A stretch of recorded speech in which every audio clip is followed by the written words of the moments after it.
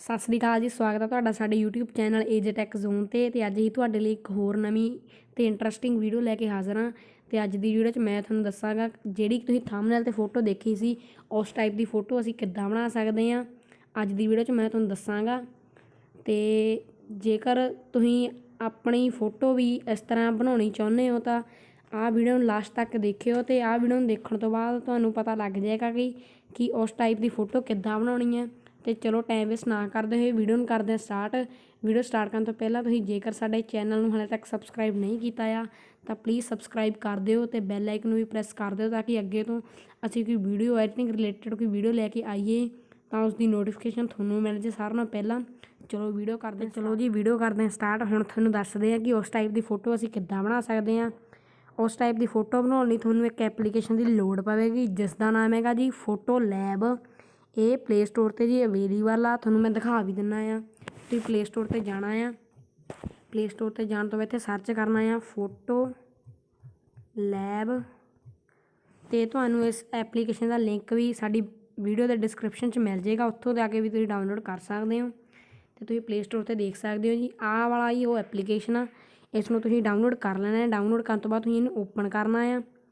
Open ਕਰਨ ਤੋਂ ਬਾਅਦ ਤੁਹਾਡੇ ਸਾਹਮਣੇ ਕੁਛ ਇਸ ਤਰ੍ਹਾਂ ਦਾ ਇੰਟਰਫੇਸ ਓਪਨ ਹੋਵੇਗਾ। ਇਹ ਇੱਕ ਐਡ ਆਵੇਗੀ, ਤੁਸੀਂ ਇਸ ਨੂੰ ਕੱਟ ਕਰਨਾ ਆ। ਕੱਟ ਕਰਨ ਤੋਂ ਬਾਅਦ ਤੁਹਾਡੇ ਸਾਹਮਣੇ ਇਸ ਤਰ੍ਹਾਂ ਦਾ ਇੰਟਰਫੇਸ ਓਪਨ ਹੋਵੇਗਾ। ਇਸ ਤੋਂ ਬਾਅਦ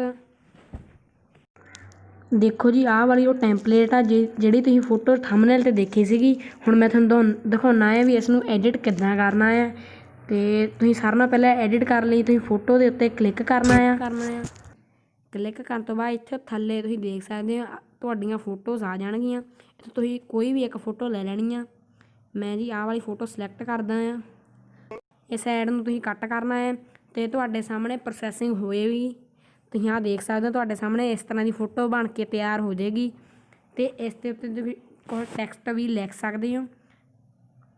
ਟੈਕਸਟ ਲਿਖ ਸਕਦੇ ਹੋ, ਮੰਨ ਲਓ ਇੱਥੇ ਮੈਂ ਲਿਖਦਾ ਆ ਏਜੇ ਲਿਖ ਕੇ ਜੀ ਮੈਂ ਇਹਨੂੰ ਇੱਥੋਂ ਫੌਂਟ ਵੀ ਸਿਲੈਕਟ ਕਰ ਸਕਦਾ ਆ। ਫੌਂਟ ਸਿਲੈਕਟ ਕਰਨ ਤੋਂ ਬਾਅਦ ਕਲਰ ਵੀ ਸਿਲੈਕਟ ਕਰ ਸਕਦੇ ਹੋ ਤੁਸੀਂ ਇਸ ਦਾ।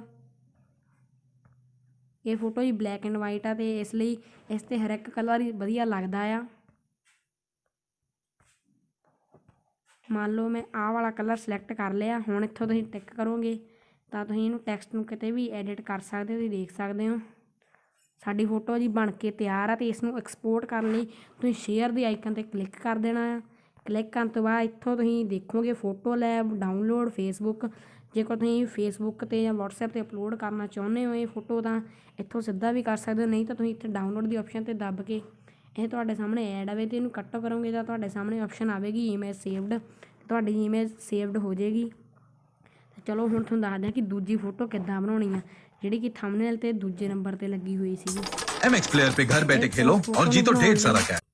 ਅਤੇ ਚਲੋ ਹੁਣ ਤੁਹਾਨੂੰ ਦੱਸਦੇ ਹਾਂ ਕਿ ਦੂਜੀ ਫੋਟੋ ਕਿੱਦਾਂ ਐਡਿਟ ਕਰਨੀ ਹੈ। ਦੂਜੀ ਫੋਟੋ ਨੂੰ ਐਡਿਟ ਕਰਨ ਲਈ ਤੁਸੀਂ ਸਾਰਿਆਂ ਨਾਲੋਂ ਪਹਿਲਾਂ ਉਸਦੀ ਟੈਂਪਲੇਟ ਲੱਭ ਲੈਣੀ ਹੈ। ਇੱਥੋਂ ਤੁਸੀਂ ਆਹ ਦੇਖ ਸਕਦੇ ਹੋ ਇੱਥੇ ਜੀ ਐਗਜ਼ੈਕਟ ਉਹ ਟੈਂਪਲੇਟ ਤਾਂ ਹੈ ਨਹੀਂ ਕਿਉਂਕਿ ਇਹ ਟੈਂਪਲੇਟਸ ਚੇਂਜ ਹੁੰਦੀਆਂ ਰਹਿੰਦੀਆਂ। ਇਹ ਟੈਂਪਲੇਟ ਉਸ ਫੋਟੋ ਵਰਗੀ ਹੈ ਅਤੇ ਤੁਹਾਨੂੰ ਮੈਂ ਦਿਖਾ ਦਿੰਦਾ ਹੈ ਹੁਣ ਐਡਿਟ ਕਰਕੇ। ਇਸ ਨੂੰ ਐਡਿਟ ਕਰਨ ਲਈ ਤੁਸੀਂ ਸਾਰਿਆਂ ਨਾਲੋਂ ਪਹਿਲਾਂ ਇਸ 'ਤੇ ਕਲਿੱਕ ਕਰਨਾ ਆ। ਕਲਿੱਕ ਕਰਨ ਤੋਂ ਬਾਅਦ ਫਿਰ ਉਹੀ ਪ੍ਰੋਸੈਸ ਤੁਸੀਂ ਯੂਜ਼ ਕਰਨਾ ਆ। ਮੈਂ ਆਹੀ ਫੋਟੋ ਲੈ ਲੈਂਦਾ ਹੈ ਜੀ। ਤੁਹਾਡੇ ਸਾਹਮਣੇ ਤੁਸੀਂ ਦੇਖ ਸਕਦੇ ਹੋ ਪ੍ਰੋਸੈਸਿੰਗ ਹੋ ਰਹੀ ਆ। ਅਤੇ ਆਹ ਦੇਖੋ ਜੀ ਹੁਣ ਇੱਥੇ ਲਿਖਿਆ ਹੁੰਦਾ ਆਲਮੋਸਟ ਡਨ। ਹੁਣ ਆਪਣੀ ਫੋਟੋ ਆ ਜਾਏਗੀ। ਆਹ ਦੇਖ ਸਕਦੇ ਤੁਸੀਂ ਇੱਥੇ ਉਹ ਕਿੰਨੀ ਫੋਟੋ ਵਧੀਆ ਬਣ ਕੇ ਆ ਚੁੱਕੀ ਆ। ਤੁਸੀਂ ਦੇਖ ਸਕਦੇ ਹੋ ਕਿੰਨੀ ਵਧੀਆ ਫੋਟੋ ਬਣੀ ਆ ਜੀ। ਅਤੇ ਤੁਸੀਂ ਇਸ ਐਪਲੀਕੇਸ਼ਨ ਦੀ ਮਦਦ ਨਾਲ ਆਪਣੀ ਫੋਟੋਸ ਬਣਾ ਸਕਦੇ ਹੋ। ਅਤੇ ਜੇਕਰ ਤੁਹਾਨੂੰ ਸਾਡੀ ਵੀਡੀਓ ਪਸੰਦ ਆਈ ਹੋਵੇ ਤਾਂ ਪਲੀਜ਼ ਲਾਈਕ ਸ਼ੇਅਰ ਅਤੇ ਕਮੈਂਟ ਕਰਿਓ। ਅਤੇ ਸਾਡੇ ਚੈਨਲ ਏਜ ਟੈਕ ਜ਼ੋਨ ਨੂੰ ਸਬਸਕ੍ਰਾਈਬ ਵੀ ਕਰ ਲਿਓ। ਅਤੇ ਮਿਲਦੇ ਹਾਂ ਜੀ ਅਗਲੀ ਵੀਡੀਓ ਵਿੱਚ।